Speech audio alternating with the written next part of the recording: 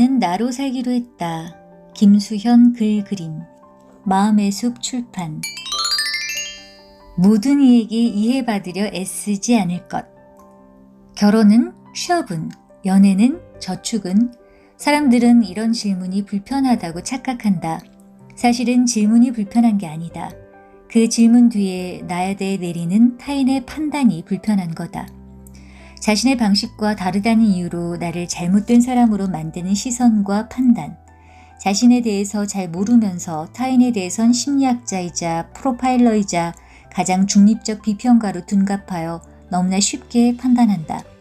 그러나 누군가 2차 방정식을 이해하지 못한다면 문제는 2차 방정식이 아닌 그 사람의 이해력 부족이 있듯이 누군가 우리를 이해하지 못한다면 그것 역시 우리의 문제가 아니라 상대의 이해력 문제일지도 모른다. 그러니 그들에게 쩔쩔맬 필요도 없고 우리를 증명하려 애쓸 필요도 없다. 우리는 편협한 이들에게 이해받으려 사는 게 아니며 당신의 삶은 당신의 것이다. 3인칭 시점을 전지적 작가 시점으로 여기는 오만은 언제나 진실을 오독하기 마련이다. 지금의 관계에 최선을 다할 것. 10대에서 20대로 그리고 다시 30대로 넘어오며 나의 친구 리스트는 몇 차례 개편이 있었다. 한결같이 높은 랭킹을 차지하는 친구도 있고 이제는 멀어져 연락조차 사라진 친구도 있으며 새롭게 인연을 맺어 많은 부분을 공유하게 된 친구도 있다. 지나온 관계들을 곱씹어 생각하면 언제까지 장수할 것 같던 우정이 조기 종영을 맞이했을 때 그 관계를 유지하지 못한 것에 대한 자책감과 함께 불안함이 든다. 과거의 나는 왜 더 성숙하지 못했을까? 지금의 나는 과연 얼마나 달라졌을까? 하지만 생각해보면 상대방에게도 한계가 있었듯이 나에게도 한계가 있었을 뿐이고 살며 맺은 모든 관계를 누적시키며 살 수는 없기에 연약한 관계는 마모되어 사라졌을 뿐이다. 우리가 특별히 잘못된 사람이 아니라 알고 보면 우정의 종료는 누구의 삶에서나 일어나는 보편적인 일이다. 그러니 떠나간 관계에 대해 스스로를 지나치게 탓하지도 남겨진 것에 겁먹지도 말자. 대신 지금 곁에 있는 사람들에게 좋은 사람이 되어주자. 지금의 나와 닮은 새로운 친구를 만나자. 당신이 누군가가 필요하듯이 누군가도 당신을 필요로 하며 완벽하지 않은 우리는 그렇게 서로에게 기대며 살아간다.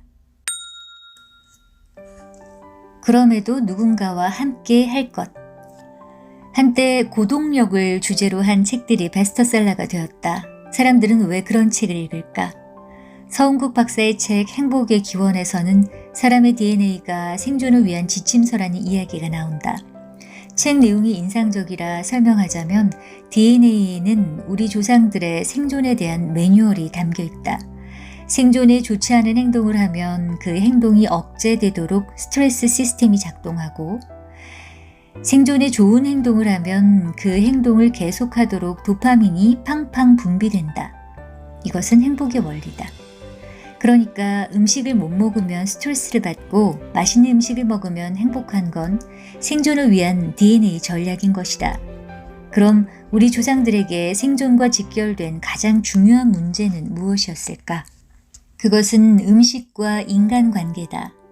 시조새 파킹하던 시절로 거슬러 올라가 보자. 무리 생활을 하던 조상들에겐 무리에서 이탈하는 건 곧 죽음을 의미했다.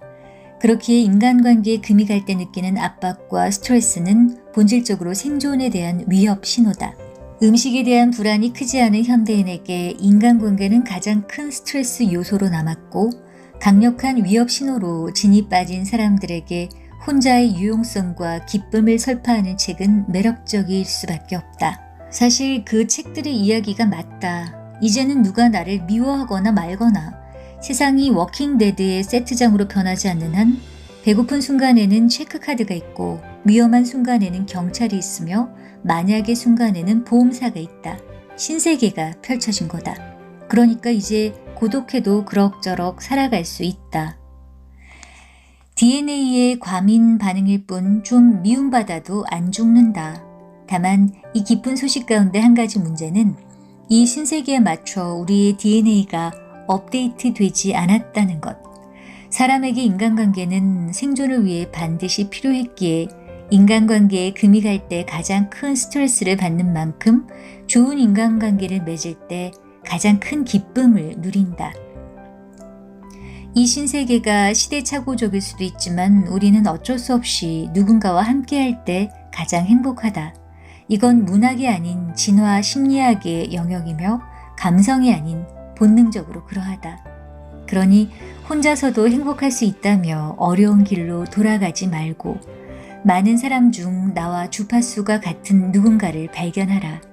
상한 음식을 먹고 탈이 났다고 해서 식음을 전폐할 필요가 없듯이 또라이를 만나 힘들었다고 해서 모든 관계를 끊어낼 필요는 없다. 중요한 건 상한 음식을 골라내는 후각이고 진심 없는 인간들은 곁에 두지 않는 안목일 뿐.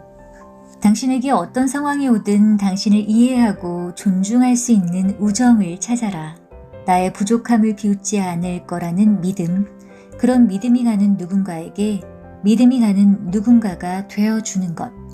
그것이 가장 좋은 안정제이자 행복이란 추상적 단어의 유일한 실체일 것이다.